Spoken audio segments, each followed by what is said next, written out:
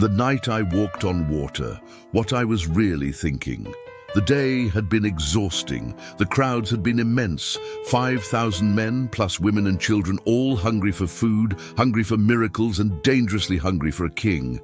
After I had broken the bread and the fish, satisfying their physical hunger with an abundance that left 12 baskets of fragments, the air crackled with a new, dangerous electricity. They were ready to seize me, to crown me their earthly leader, to force my kingdom into a political mold. I saw the fever in their eyes. I saw the worldly ambition stirring in the hearts of my own disciples who, even as they gathered the fragments, were likely calculating the political power of such a miracle. I knew that if I did not separate them from the crowd immediately, the entire mission, the slow, sacrificial path to the cross, would be derailed by the temptation of an easy, popular crown. So I sent them away. I compelled my disciples to get into the boat and go ahead of me to the other side, toward Bethsaida. The word I used was strong. It wasn't a suggestion, it was an urgent command. I needed them to face the sea, the storm, and their own vulnerability, away from the intoxicating delusion of earthly power. Then I dismissed the crowds. It was a slow, deliberate dispersal, ensuring that every person understood the day's event was finished, that there would be no coronation. Finally, utterly alone, I did what I needed to do. I went up on the mountain to pray. This solitude was not a retreat, it was an engagement. It was my constant, vital reconnection with the Father, stripping away the noise of the day, the demands of the crowd, the expectations of the disciples, the temptation of the flesh, and aligning my human will completely with His eternal plan. I spent hours there, communing with the source of my strength, watching the vast expanse of the night sky and watching the small boat below, struggling against the growing darkness of the sea. As the hours passed, the wind began to rise. A fierce squall, common to the Sea of Galilee, began to whip the water into a frenzy. The boat carrying my dearest friends was caught in the middle, tossed violently by the waves. The darkness was absolute, the danger real. They were straining at the oars, battling the wind and the waves, making no headway. I could have commanded the wind to cease from the mountaintop. I could have calmed the waters with a whisper across the miles. But I waited. I watched them struggle. This was not indifference. This was divine strategy. They needed to reach the end of their own strength, the end of their own human capability, before they could truly appreciate the power that saves. They needed the storm to become their teacher. I knew exactly what they were thinking in that boat. Fear, of course, but beneath the fear there was the agonizing question: why has the Master abandoned us? They had obeyed my command to leave the shore. They were in the place where I had sent them. Yet they were facing utter destruction alone. This question, why does obedience lead to suffering, is the most challenging question a soul must face. And that is why I chose that moment, in the darkest hour, to descend the mountain and go to them. I did not take the boat. I did not fly through the air. I walked upon the sea. The act of walking on water was not primarily a miracle of locomotion. It was a profound theological statement. It was a visible, tangible declaration of my absolute divinity. In the ancient scriptures, walking upon the sea was an act reserved for God alone, a demonstration of sovereignty over the primordial chaos. By setting my feet upon the unruly waves, I was silencing the ultimate threat of nature and declaring my identity. I am the creator of the waters, and they are subject to my will.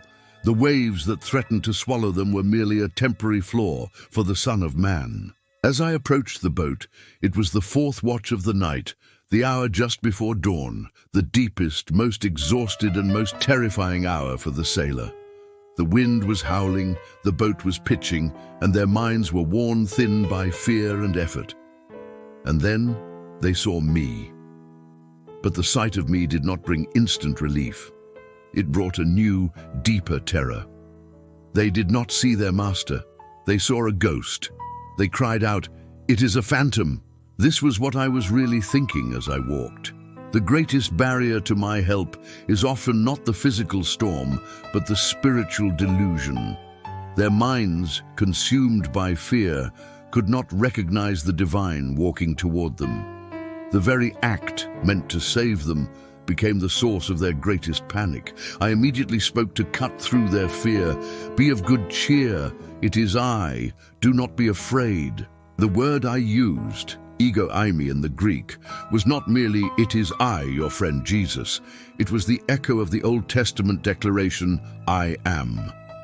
I was not just telling them who I was physically. I was declaring my eternal, unchanging nature in the midst of their chaos. I was the God who is always present, always sovereign. It was in this exchange, my declaration of "I am," and their recognition of me, that the true purpose of the walk on water was revealed. The storm was not the main problem. Their lack of faith was the main problem. The miracle was designed to cure their spiritual blindness. And then Peter, always Peter, his immediate impetuous challenge cut through the terror and the declaration. "Lord, if it is you, command me to come to you on the water." Peter's request was both magnificent and fundamentally flawed. It was magnificent because it was a step of faith, a desire to move beyond the safety of the boat and participate in the impossible, but it was flawed because it was a demand for proof. He was saying, "If you are I am, prove it by letting me do what only you can do." I knew the spiritual danger of his request, but I said, "Come." I allowed him to step out because the lesson of the walk was necessary for him to become the rock. He needed to learn that true walking on water is not a momentary miracle, but a sustained act of focused faith. He stepped out, and for a glorious brief moment, he was succeeding. He walked on the raging surface of the sea.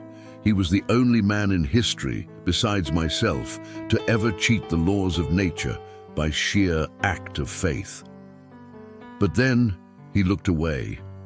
The moment his focus left my eyes and shifted to the force of the wind and the size of the waves, his faith collapsed. He started to sink. This was the second great lesson I was thinking as I walked on water. Faith is absolute, unwavering focus on me, regardless of the magnitude of the surrounding chaos. The danger was always there. The storm didn't suddenly get worse. Peter's perception of the danger overwhelmed his reliance on the divine. He cried out, "Lord, save me!" I did not let him sink. I reached out my hand immediately and caught him. I did not delay to teach him a lesson. I taught him the lesson as I rescued him. "O you of little faith, why did you doubt?" This was the core of my thinking. I was not scolding him for sinking. I was sorrowing over his doubt. His failure was not in stepping out, but in taking his eyes off the source of his power. His doubt was the only thing that could sink him. We entered the boat together. The disciples, who had just witnessed the entire drama, the walk, the doubt, the rescue, were now utterly silenced. The moment my feet touched the deck, the wind ceased. The sea instantly grew calm. The miracle was complete. The ultimate result of the entire episode was the spiritual confession that erupted from the disciples. "Truly you are the Son of God." This was the final purpose of the storm and the walk, to move their understanding of me from a great teacher and miracle worker to a profound eternal recognition of my divinity and sovereignty. The physical miracle, the walking and the calming, was the sign. The spiritual miracle, their confession of faith, was the substance.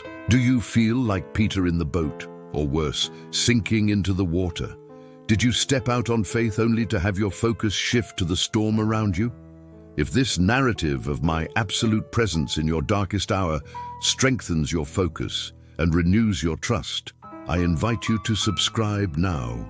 Join a community that seeks to walk on water by keeping their eyes fixed on me. Let the next profound lesson unfold. The storm, which had seemed like an arbitrary threat, was now revealed as a classroom. The strong wind was merely the curriculum. My walk on the water was the lesson. And Peter's sinking was the practical exercise that taught them all the single most important truth of the kingdom. You cannot sink when your eyes are fixed on the I am. This event became the template for every trial they would face after my ascension. When they would later face persecution, imprisonment, and the threat of death, they would remember that darkest hour on the sea.